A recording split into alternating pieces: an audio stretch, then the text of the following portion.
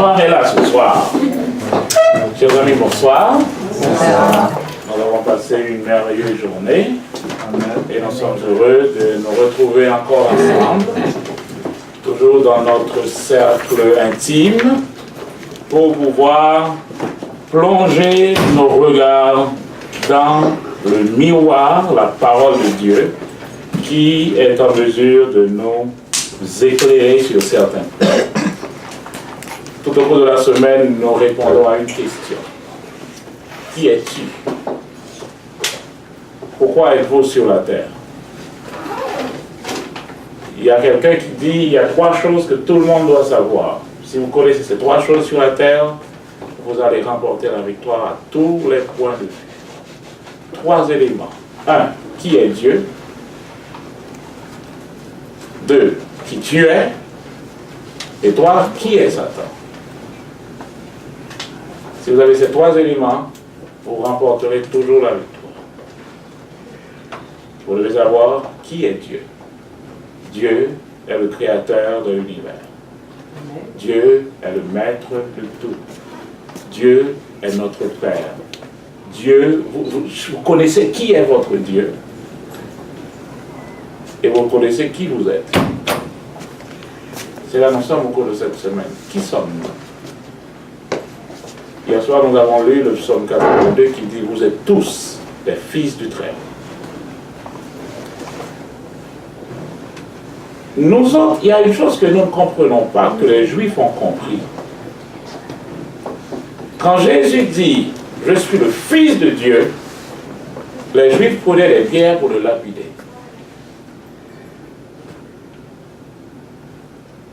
Mais pourquoi?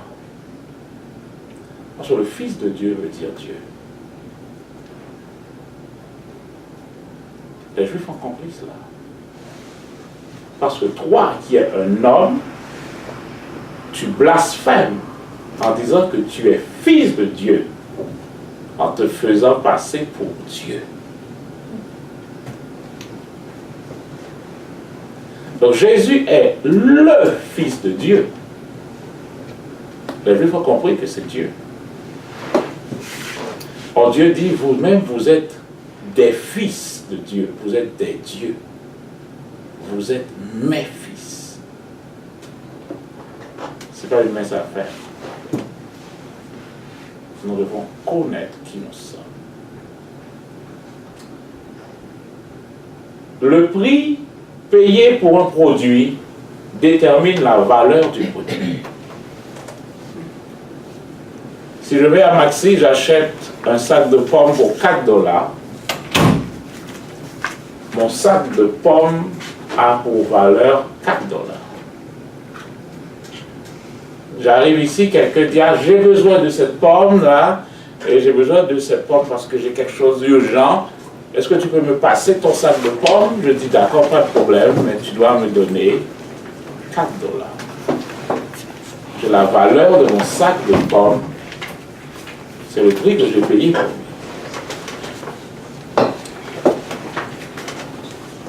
Quel est le prix que Dieu a payé pour l'homme? Quand nous ouvrons le miroir, nous voyons que l'homme ne vaut pas l'argent. Mais jeunes filles, écoutez, vous ne valez pas l'argent. Je n'aime pas ce mot, ce verbe, vous ne valez pas. Je pensais que si vous avalez, non. Votre valeur, ce n'est pas l'argent. Vous ne pouvez pas vous laisser acheter par de l'argent.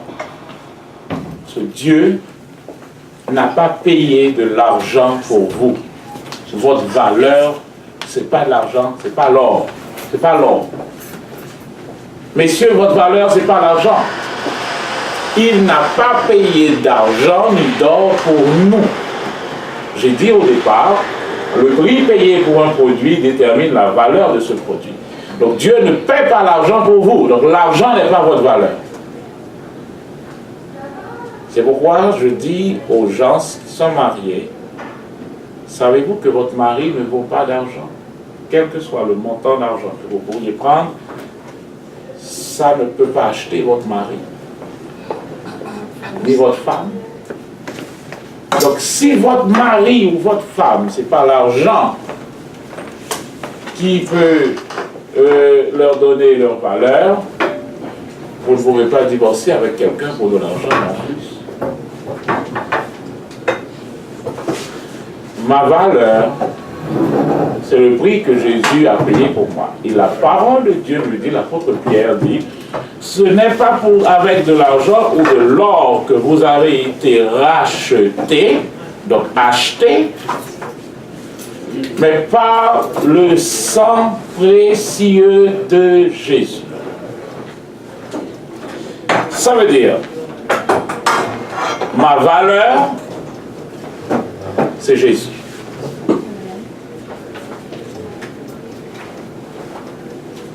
Quand je veux connaître ce que je vaux, j'ouvre mon miroir me dit, l'âme est dans le sang.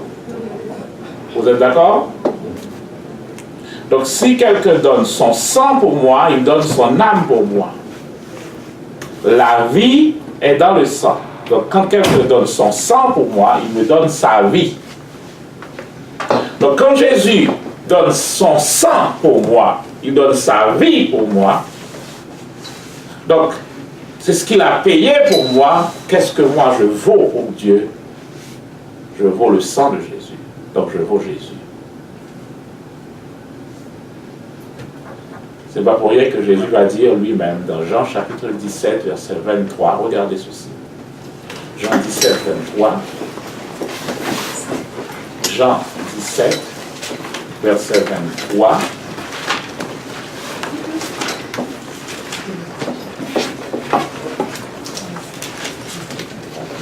Jean 17, 23. Moi en eux, et toi en moi, afin qu'ils soient parfaitement un,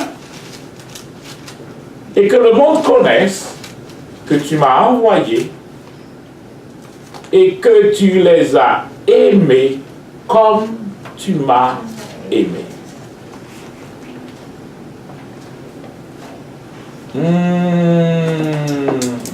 Il y a quelque chose ici.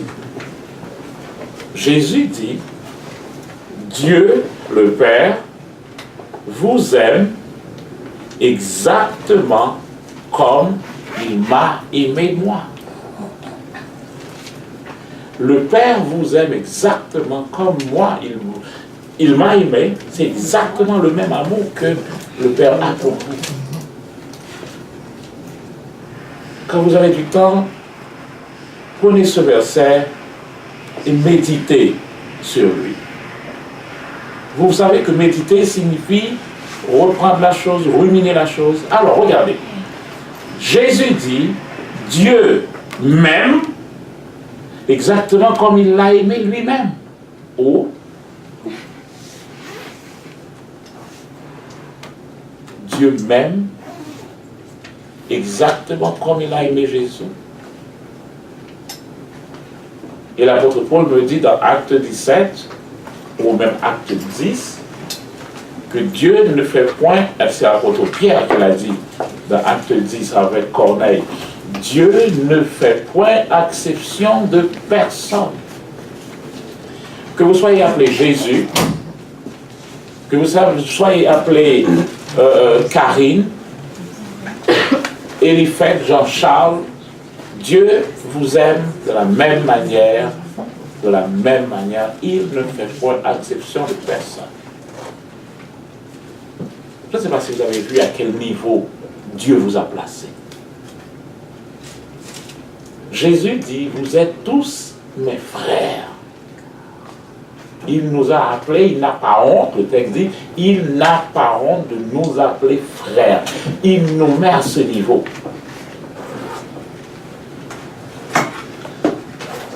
Qui sommes-nous? Nous sommes tous fils du Très-Haut.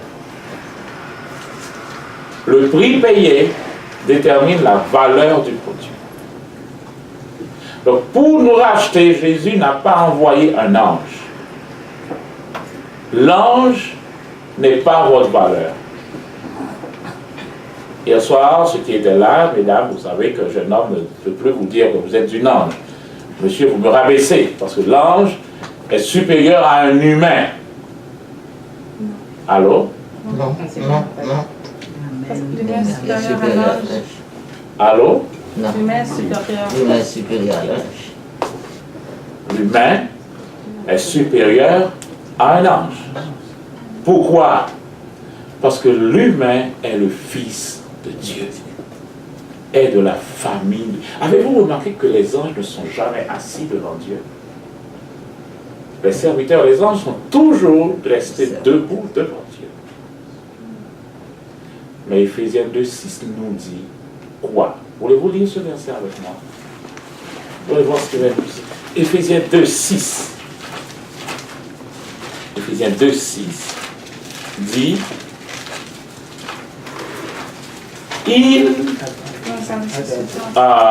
Éphésiens 2,6.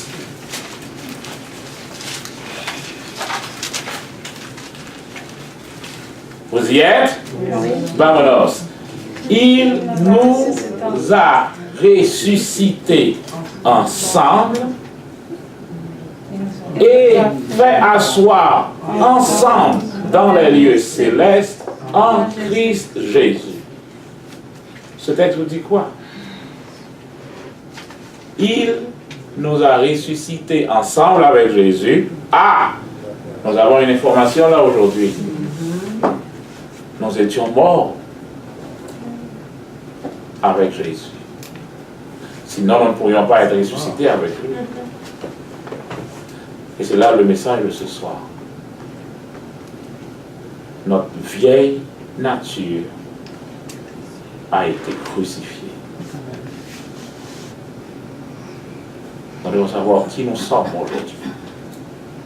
Et comment se fait-il qu'avec cette nature crucifiée, et les Romains ne peuvent pas crucifier quelqu'un pour le laisser sans mourir.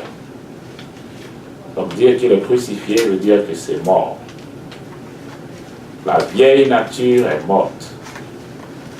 Mais comment comprendre que nous ne pouvons plus remporter la victoire dans ce monde?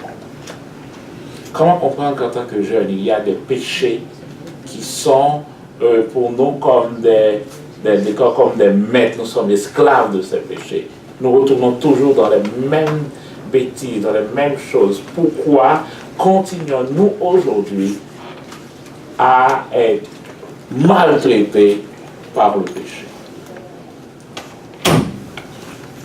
C'est ce que nous devons voir et comprendre aujourd'hui. J'apporte aujourd'hui une croix.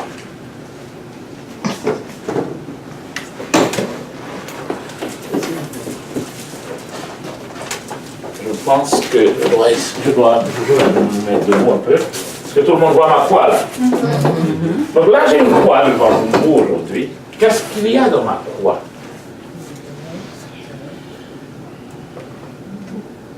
Un Corinthiens chapitre 1er, verset 18.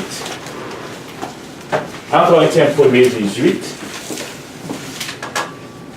Nous donne une information qui va nous permettre d'aller dans les détails de la croix. 1 Corinthiens 1er, 18 dit La prédication de la croix car la prédication de la croix est une folie pour ceux qui périssent. est une folie pour ceux qui périssent. Mais pour nous qui sommes sauvés, est la puissance de Dieu. est la puissance de Dieu.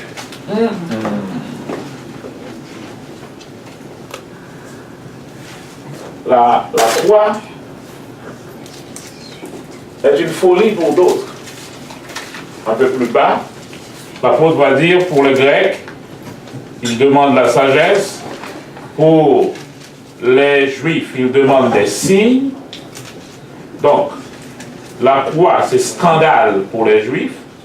C'est une folie pour les païens, le verset 23. Mais pour nous, qui sommes appelés, tant juifs que chrétiens, la croix, c'est la puissance de Dieu. La croix, c'est la puissance de Dieu. Est-ce que nous connaissons ce qu'il y a dans la croix? Dans la croix, les Romains sont venus avec la croix. C'est pourquoi la Bible va dire que Dieu a attendu le moment précis. Et la croix, c'est la façon pour les Romains de condamner un criminel. La croix, c'est la mort.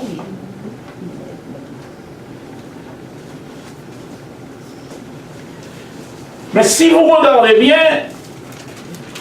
le chapitre 2, verset 8, disons verset 6 à 8, il y a quelque chose ici qui était caché.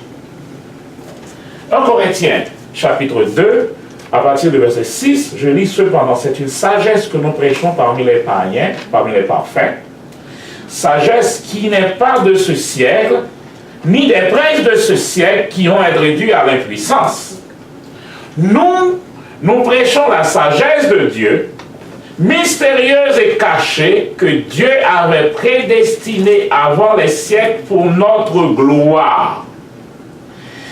Aucun des princes de ce siècle ne l'a connu, car s'il l'avait connu, il n'aurait pas crucifié le roi de gloire. Si Satan savait ce qu'il y a dans la croix, il n'allait pas crucifier Jésus.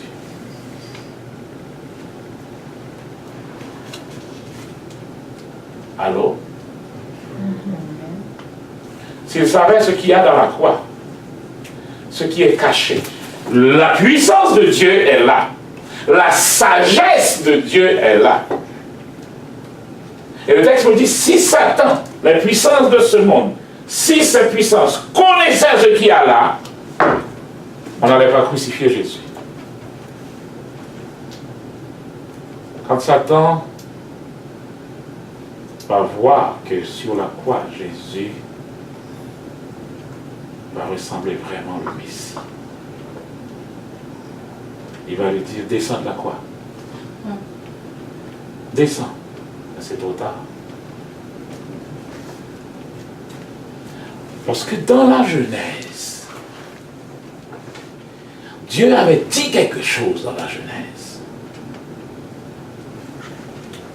Je mettrai inimitié entre toi et la femme, entre ta postérité et sa postérité. Celle-ci t'écrasera la tête, et, conjonction de coordination, et tu lui blesseras le talon. Les deux éléments doivent se passer simultanément.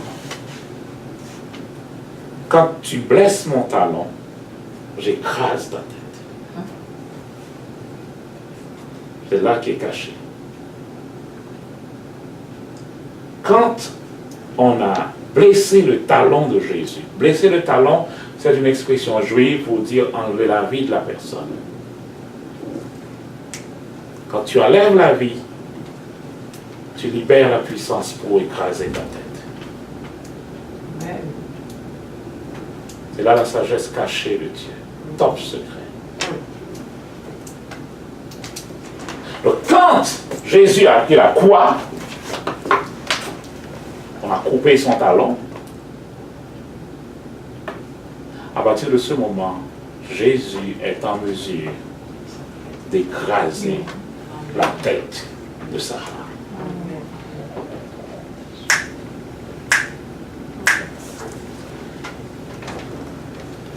Jean 12 on dit quelque chose. Jean chapitre 12 dit, Jean chapitre 12, regardons à partir du verset 31. Maintenant, c'est le jugement de ce monde. Maintenant, le prince de ce monde sera jeté dehors. Et moi, verset 32, et moi, quand j'aurai été élevé de la terre, j'attirerai tout à moi. Vous voyez les hommes dans votre Bible, mais les hommes est en parenthèse dans certaines Bibles. Quand vous voyez dans votre Bible qu'il y a un mot qui est en parenthèse, ça veut dire que ce mot n'est pas dans l'original. Quand j'aurai été élevé de la terre, j'attirerai tout à moi. Le traducteur a dit maintenant tout, c'est tous les hommes. Mais non, Jésus dit plus que ça. Le Fils de l'homme est venu chercher et sauver ceux, pas ceux E-U-X, mais ceux E. Ça englobe plus. Ceux qui étaient perdus. Tout ce qui a été perdu. Y compris bien sûr les humains. Mais il est venu reprendre tout ce qui a été perdu. Donc j'attirerai tout à moi. Jésus devient, la croix devient un aimant. Et là, Jésus va attirer tout à lui sur la croix. Pour faire quoi avec? Pour faire ce que Romains 6, verset 6 nous dit maintenant. Regardez ça. Romains 6, verset 6 nous dit.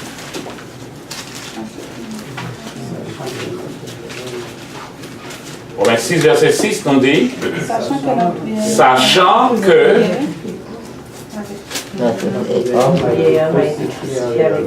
notre vieil homme a été crucifié avec lui.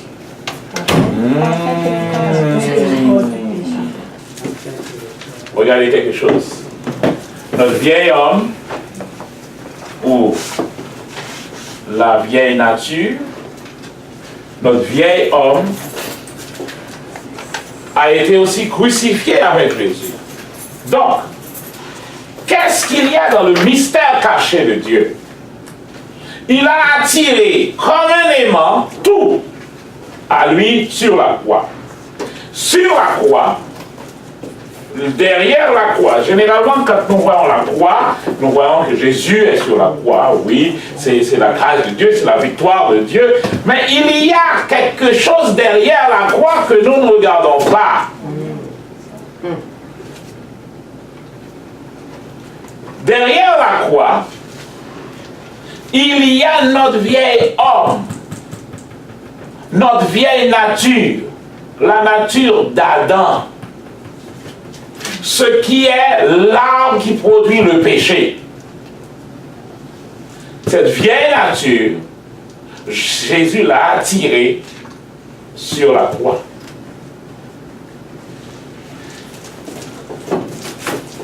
Et quand Christ est crucifié, quand il est mort, il a amené avec lui aussi, dans la mort, le vieil homme. Sachant que c'est quelque chose que vous devez savoir. Vous devez savoir cela. Que votre ancienne nature est morte. Ce n'est pas vous qui allez la tuer. Vous ne pouvez pas tuer le vieil homme. Mais Dieu l'a cloué avec Jésus. Amen. Amen. Sachant que c'est quelque chose que vous devez savoir. En clouant Jésus sur la croix, Jésus a amené avec lui la vieille nature. Cela veut dire que la maladie est là, la pauvreté est là, la mort est là, et tous les symptômes de la mort que vous voyez là sont cloués avec Jésus sur la croix.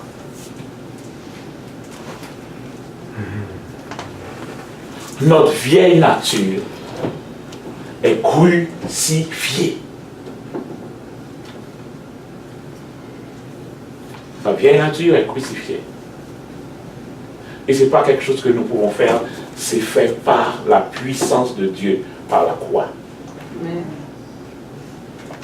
Donc maintenant,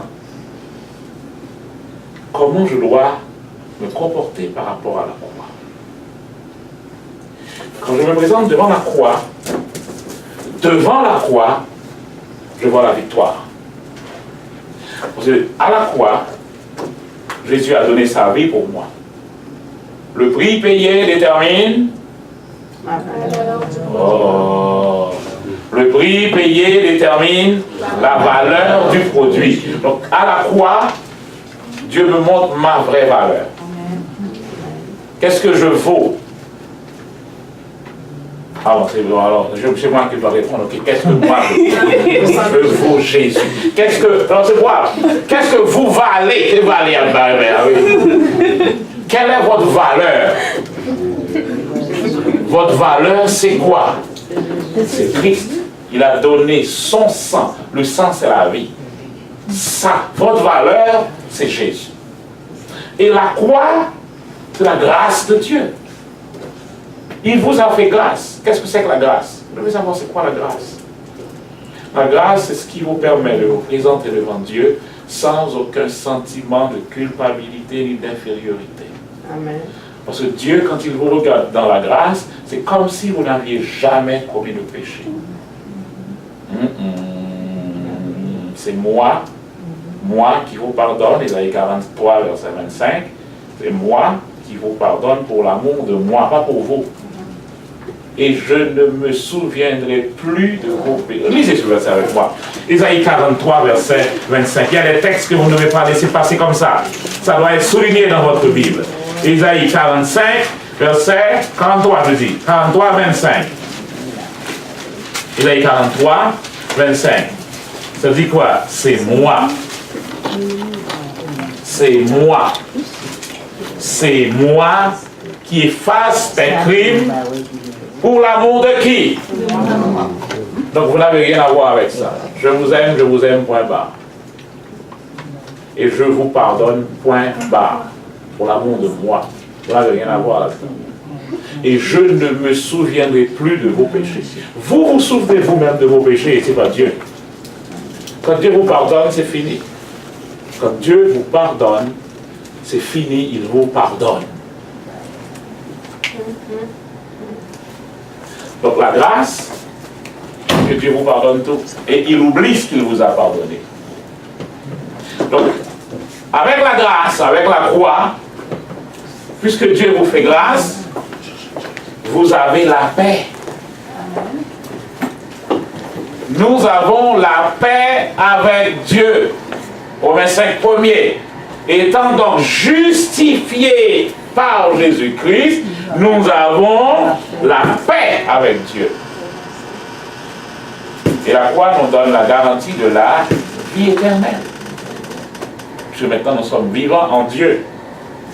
Ah! J'ai quelque chose ici. J'ai la guérison. Parce que longtemps déjà, Ésaïe le prophète avait vu en esprit ce qui va se passer. Il a vu en esprit que Jésus va être maltraité. Et le texte me dit, Ésaïe 53, il a plu à Dieu de le briser par la souffrance. Et Ésaïe a dit, par ses meurtrissures, nous sommes guéris.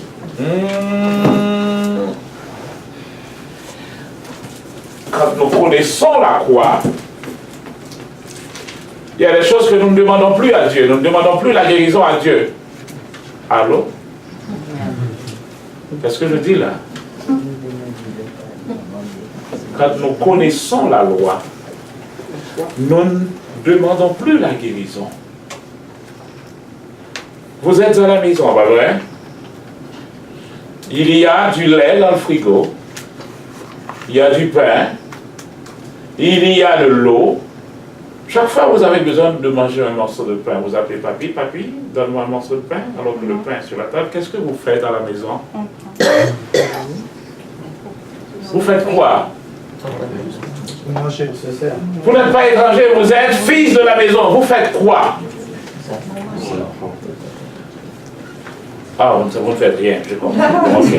Nous sommes sur la table, nous sommes en train de manger, tout le monde est là sur la table. Le pain est là, toi tu es là. Tu fais quoi pour prendre le pain? Tu fais quoi? Ou bien tu te lèves pour venir prendre le pain, ou bien tu dis à ton frère qui est à côté de toi, passe-moi le pain s'il te plaît. Mais tu ne pries pas pour ce pain. Or Jésus dit que la guérison est le pain des enfants. Où est-ce qu'il a dit? La femme dit, Seigneur, guéris ma fille. Jésus dit, on ne donne pas le pain des enfants aux petits chiens. Qu'est-ce qu'il appelait le pain des enfants? La guérison. La femme demandait de guérir son enfant. Et la femme dit, oui Seigneur, mais sous la table, les petits chiens mangent les miettes. Et Jésus dit, ma fille, ta foi est grande. La guérison, c'est le pain des enfants. Quand vous êtes sauvés, vous êtes aussi guéris. Je vais reprendre ce que je dis. Il y a un pasteur qui dit, s'il arrive quelque part pour prêcher, il y a des gens qui n'ont jamais entendu parler de Dieu, ni en bien ni en mal, qui n'ont pas déjà des connaissances sur Dieu, des choses déjà toutes faites sur Dieu. Ce pasteur vient, il prend un verset pour dire que Christ est mort pour vous donner la vie éternelle. Les gens s'acceptent. Et ils prennent le même verset pour dire, par les meurtrissures de ce Jésus, vous êtes aussi guéris. Les gens l'acceptent, ils sont sauvés et guéris en même temps. Mais s'il arrive quelque part où les gens ont déjà des connaissances sur Dieu, où les gens savent déjà que cette maladie que j'ai, c'est peut-être Dieu qui l'envoie sur moi pour me donner une leçon, quelle que soit la parole qu'il dit sur la guérison, les gens ne sont pas guéris. Allô? Le même. Regardez, la guérison et le salut, c'est. J'ai parlé de Tonton Palmis la dernière fois. C'est exactement ça. Ce même sacrifice qui vous donne la vie éternelle, et nous acceptons que nous sommes sauvés par la mort de Jésus. Or, le même verset me dit, par ses meurtrissures, nous sommes guéris. Or, ce que vous devez savoir aussi, c'est que le mot qu'on emploie là en grec, c'est le mot sozo. Ce mot signifie être sauvé. Ce mot signifie être délivré du mal. Ce mot signifie aussi être guéri. Donc le même moment où vous êtes sauvé, vous êtes aussi guéri.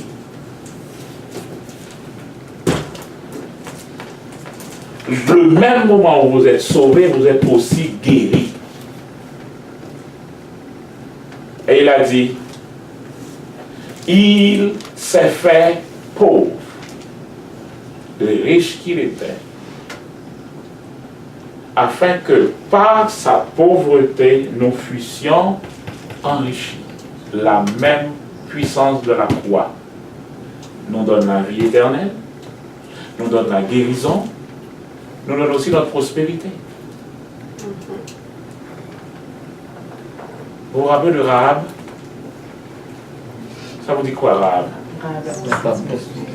Rahab la prostituée. Quand Rahab dit, quand vous revenez ici, vous devez me sauver. Les chefs ont dit, il n'y a pas de problème. Rahab dit, mais non seulement moi, mais mon père, ma mère, mes frères et mes sœurs et tous nos biens.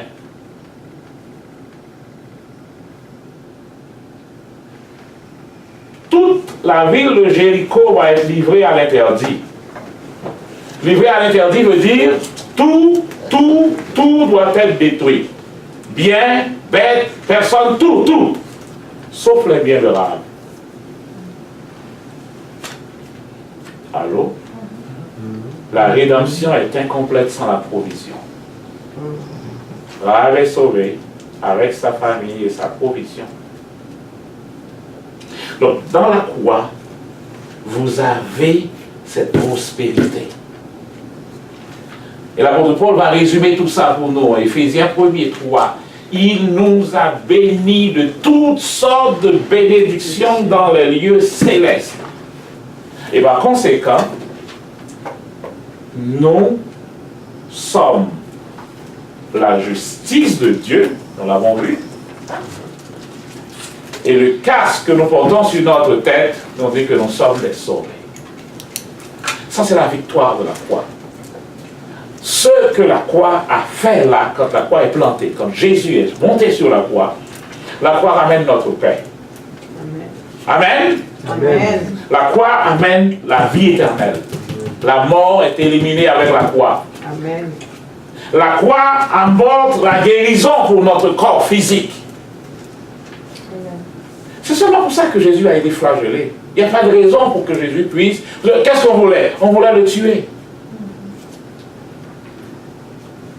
On voulait le tuer. Mais pourquoi devait-il aller prendre ses coups sur son dos? Il y a un message que j'ai prêché, les 5 points de victoire.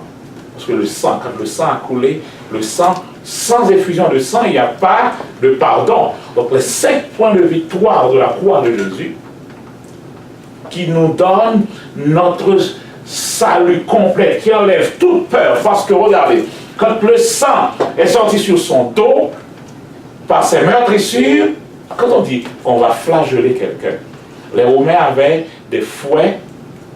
Avec ces fouets, il y avait plus de 12 branches dans ces fouets, et il y avait des clous, c'est comme des choses pointues. Donc quand le bourreau lance la flèche, ça devait rentrer dans le dos de ce condamné, qui était tout nu, attaché à un poteau. Donc ça devait rentrer dans son corps, et regardez le geste, et le sang devait jaillir. C'est ça qu'on appelait flageller quelqu'un.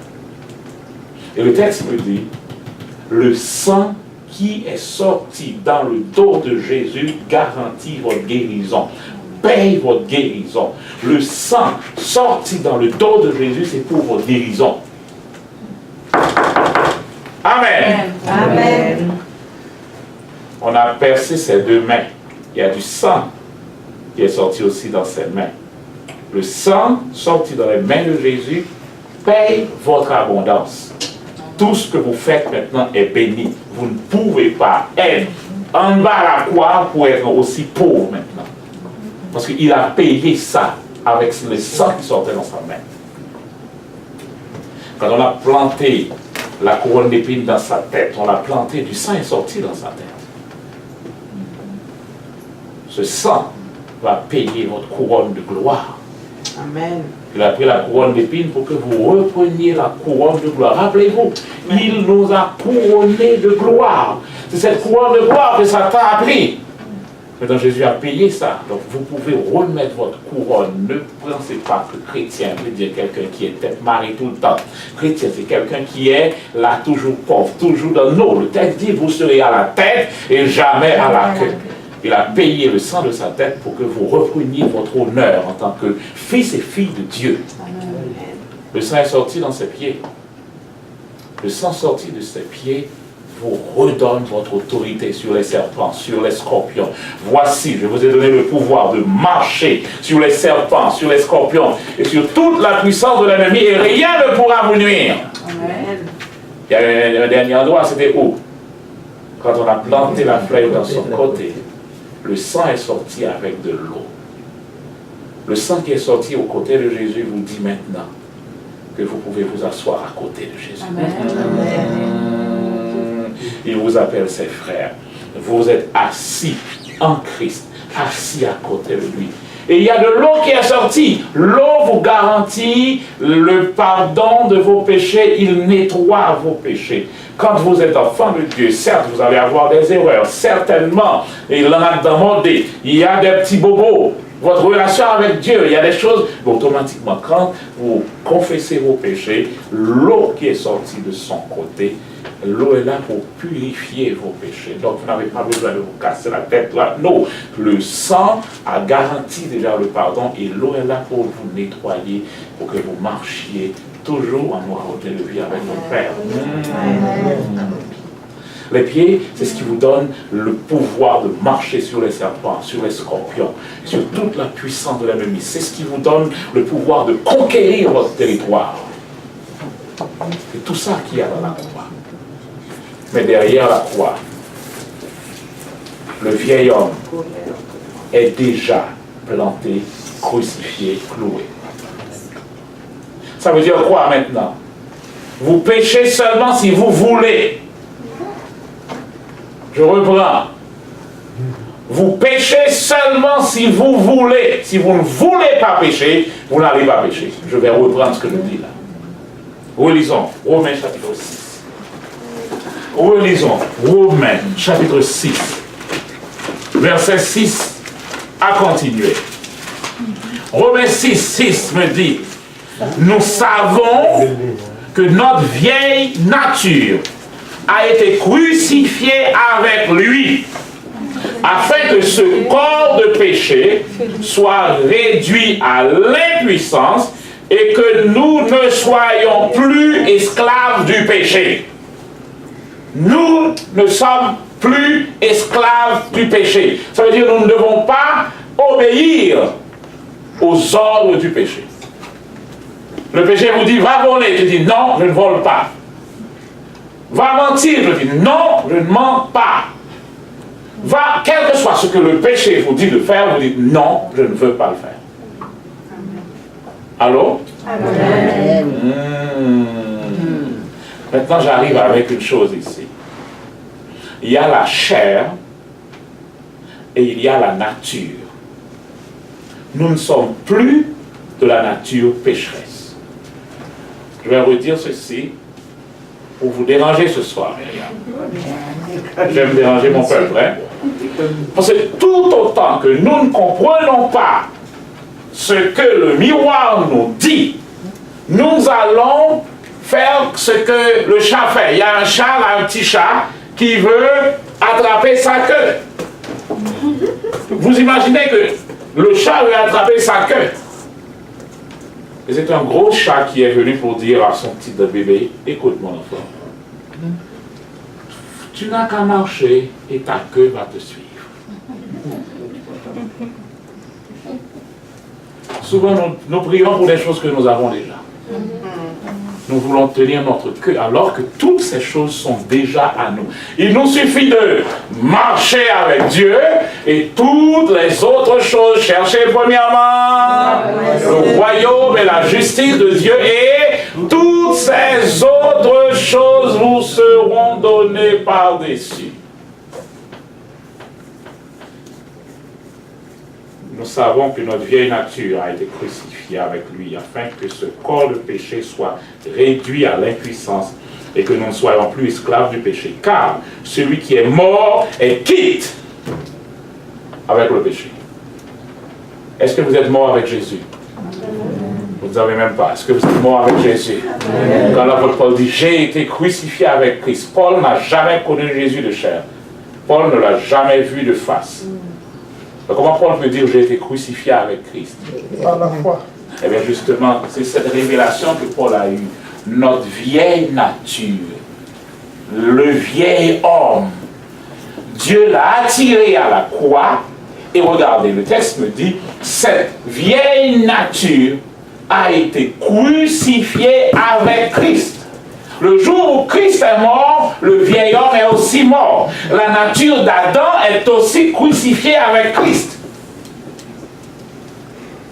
C'est pourquoi Éphésiens me dit maintenant, et il nous a ressuscités avec lui. Donc nous ne sommes pas ressuscités en un vieil homme.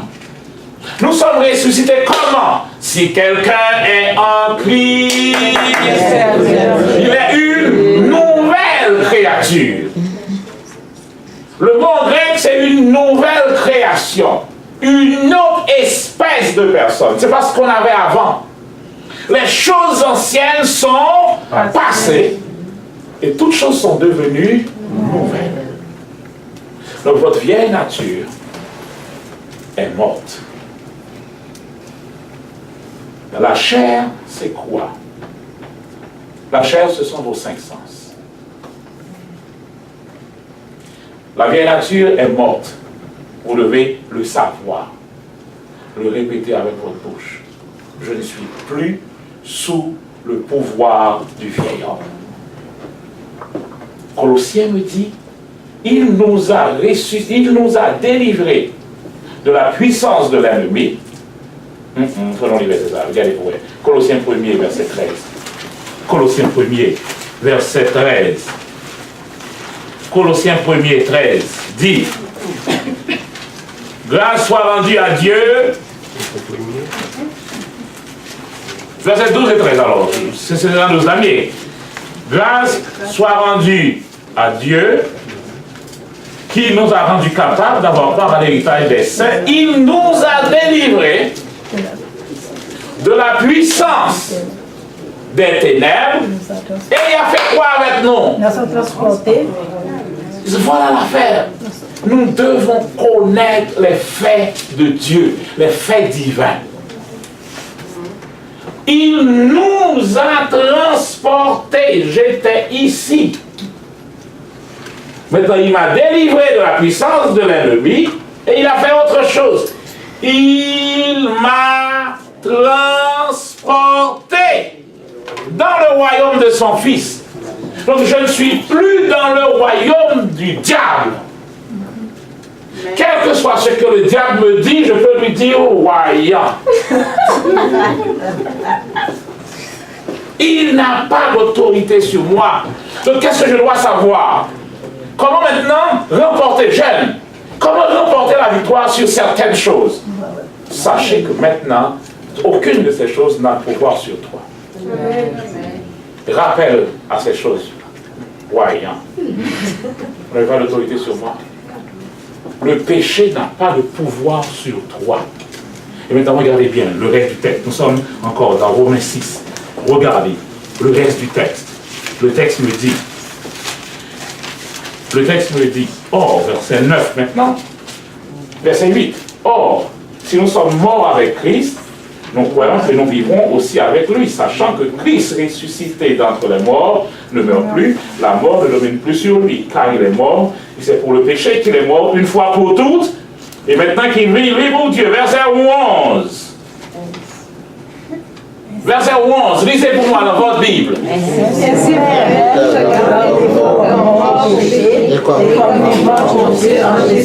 Regardez-vous comme mort au péché. Ça veut dire quoi? Quel que soit ce que le péché vous dit de faire, dites-lui non, je ne le fais pas. Et c'est fini. Considérez-vous comme mort au péché. Mort au péché veut dire quoi? Si j'ai un cadavre quelque part, je sais que cet homme-là, il met du gâteau. Maintenant, il a un cadavre, je vais avec un gâteau là, qu'est-ce qu'il va faire? S'il lève, il va mourir, on est le beau mourir.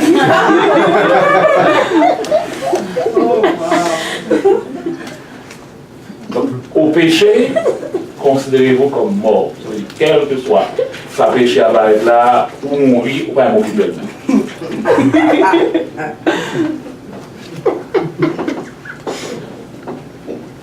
Maintenant, qu'est-ce que vous devez faire? Vous devez discipliner votre chair. Ce n'est pas votre vieille nature qui vous fait pécher, c'est votre chair. La chair va toujours vous amener à aller vers la mort. L'affection de la chair, c'est la mort. La chair vous invitera toujours à faire ce qui est mauvais pour vous. Donc c'est là que vous avez comme votre travail à discipliner votre chair. Amen. Dites à votre yeux, ou à vos yeux, je ne vais pas regarder ce film. Je ne regarde pas ceci à la télévision. Je ne vais pas me cacher dans ma chambre pour regarder ceci. Je ne le fais pas. Amen. Dites à vos yeux que vous avez décidé de ne pas regarder ce film. Un ami vous appelle pour prendre un petit verre, juste une bière. Juste une. Nous sommes en période de graduation, dans juste une bière, vous avez le droit de dire à votre bouche, je ne bois pas de bière. C'est l'apôtre Paul, quand l'apôtre Paul parle, il dit, je tiens mon corps assujetti. Comment peut-il dire je pour son corps? Parce que Paul sait qu'il n'est pas son corps, il vit dans son corps. Son corps est une voiture, c'est son véhicule, c'est Satan. Mais il est à l'intérieur, il contrôle son corps. Donc, vous, le péché, le vieil homme, n'a pas de pouvoir sur vous. Vous devez discipliner maintenant vos 5 sens. Marcher selon la chair, c'est obéir à ce que vos sens vous disent de faire. Vos oreilles, oh, je ne peux pas entendre cette musique pour ne pas et me laisser aller. Aller où ça?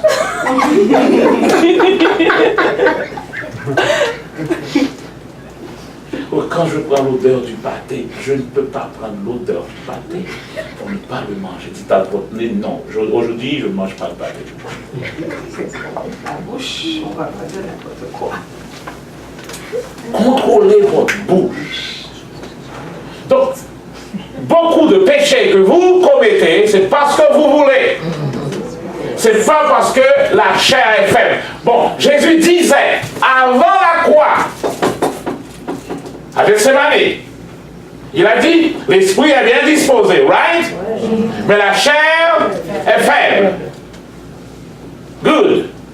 Mais maintenant, qu'est-ce que Jésus a fait? Il est monté sur la croix. Et il dit, maintenant vous êtes victorieux. Il est plus faible. Vous êtes victorieux. Avant, la chair était faible. Mais vous étiez aussi morts. Vous n'étiez pas encore vivants. Vous n'étiez pas nés de nouveau. Jésus n'était pas monté sur la croix. Mais maintenant que vous êtes monté sur la croix, où Jésus est mort, vous êtes monté aussi, parce que le vieil homme est monté avec Jésus, et que vous êtes maintenant ressuscité, même quand la chair est faible, elle reste faible la chair, mais vous-même, vous êtes vivant maintenant, et vous avez le pouvoir de dire à la chair, je ne fais pas ça. Satan ne peut pas vous forcer à casser une banque, il ne peut pas. Si vous ne voulez pas, dites non, je ne fais pas. La banque ne va pas être cassée. Il ne peut pas le faire lui-même. Ça veut dire quoi? Même quand quelqu'un n'est pas chrétien, sa volonté en tant qu'homme peut freiner les choses. Amen. Voir pour nous autres qui sommes nés de nouveau. Donc, toute l'affaire, le mystère, la sagesse de Dieu, c'est la croix. C'est ce qui nous donne notre victoire. Donc à partir de ce moment, écoutez, il n'y a rien ici, et bien d'autres encore, qui n'écoutent pas ce que vous dites avec votre bouche. La colère se soumet à votre bouche. La maladie se soumet à votre bouche. Avec toutes ces personnes que vous voyez là, qui sont là en train de croupir sous la maladie, alors que le texte me dit, voici, je vous ai donné le pouvoir de marcher sur les serpents, sur les scorpions, sur toute la puissance de l'ennemi, et je vous donne le pouvoir de guérir les maladies. J'ai le pouvoir de guérir les maladies, et les maladies font ce qu'elles font là maintenant. Il y a quelque chose qui ne marche pas. Mon peuple périt, faute de connaissance. Quand vous connaissez ce qui est passé exactement à la croix, donc vous savez que votre ancienne nature est morte. Est morte. Dites non, non, je ne le veux pas. Oui, c'est ce qu'on appelle les habitudes des fois. Vous dites non, je ne veux pas, non, je ne veux pas, non, je ne veux pas, non, je ne veux pas. Et il s'en va. Le texte dit résistez au diable. Si Dieu savait que vous ne pouviez pas résister au diable, il n'allait jamais vous demander de lui résister. Amen. Amen. Il vous dit de résister au diable. C'est parce qu'il sait que vous pouvez lui résister. Donc, mes frères, mes sœurs, jeunes gens, quand vous voulez savoir qui vous êtes, Regardez dans toutes les lettres du Nouveau Testament, vous allez voir deux petits mots. C'est ça, votre carte d'identité maintenant. Je vous donne ça, on verra ça un peu plus loin. Deux petits mots seulement. Dans toutes les lettres du Nouveau Testament, vous allez voir en lui. En lui. En Christ. Si quelqu'un est en Christ, il y a une nouvelle créature. Donc quand vous vous recherchez, identifiez-vous, vous allez toujours dire je suis en Christ. Si vous êtes à l'extérieur, vous avez un problème. Regardez. Si je suis en Christ, et quelqu'un a besoin de moi, il doit trouver qui d'abord? Christ pour me voir. Mais si je suis à côté de Christ, il peut passer par derrière vos matins. Mais vous devez savoir que quand vous êtes né de nouveau, vous n'êtes pas resté à l'extérieur, vous êtes en Christ. Amen. C'est ça votre identité. Qui êtes-vous?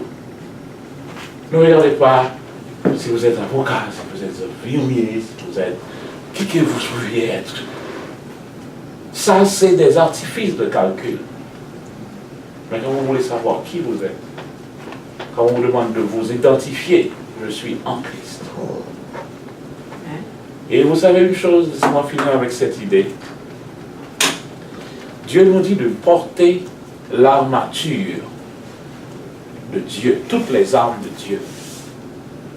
Le casque du salut, la cuirasse de justice. Vous êtes juste.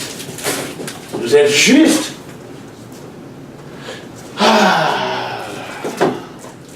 Quand je dis chaque jour, je suis un pauvre pécheur, qu'est-ce que je dis là?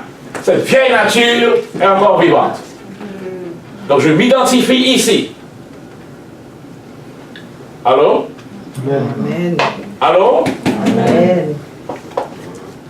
Quand je dis je suis un pauvre pécheur, je n'ai pas encore accepté le switch que Dieu a fait.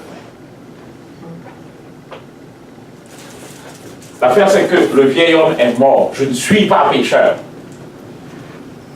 Mais la chair a toujours des éléments parce que la chair va me donner et va me faire des appels, des suggestions. Donc la chair, c'est la chair qui m'invite à ces choses. Et c'est là que je dois discipliner ma chair. Pour dire, tu n'as pas le pouvoir sur moi. C'est la première chose que tu dois dire à toutes ces choses quand elles arrivent. Tu n'as pas le pouvoir sur moi. À partir de ce moment, tu peux t'identifier et aussi prendre ta position. Non, je ne vais pas le faire. Tu n'as pas le pouvoir sur moi. Tous les péchés cachés que vous pouvez parler, ce sont des œuvres de la chair. Elles sont là justement pour vous donner des suggestions. Comment vous allez vous combattre, comment vous allez combattre pour remporter la victoire par la connaissance. La foi, c'est la connaissance. La connaissance, c'est quoi? Je sais que je suis maintenant mort avec Christ et ressuscité avec lui et je vis en nouveauté de vie. Amen. Et je discipline ma chair. Quelqu'un me dit une mauvaise parole, je décide de ne pas te répondre. Amen. Oui, mais telle réponse, pas pour moi. Parce que le chrétien ne dit pas ce qu'il veut. Oui. Amen. Le chrétien ne dit pas ce qu'il veut. Le chrétien dit ce que son maître lui dit de dire. Amen. Parce que le psaume 12 me dit, si je n'ai pas ta langue, je n'ai pas non plus ta vie. Ton corps, je n'ai pas. Si Christ n'a pas ta langue, il n'est pas ton Seigneur. Et si ton Seigneur te dit, si quelqu'un te dit une chose, tu ne réponds pas, dis oui, mais il faut me répondre. Tu es maître de ta langue, tu es maître de ta vie aussi. Discipline ta chair.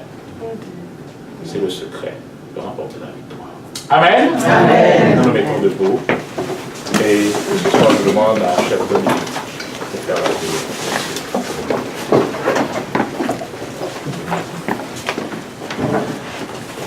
Notre Père et notre Dieu,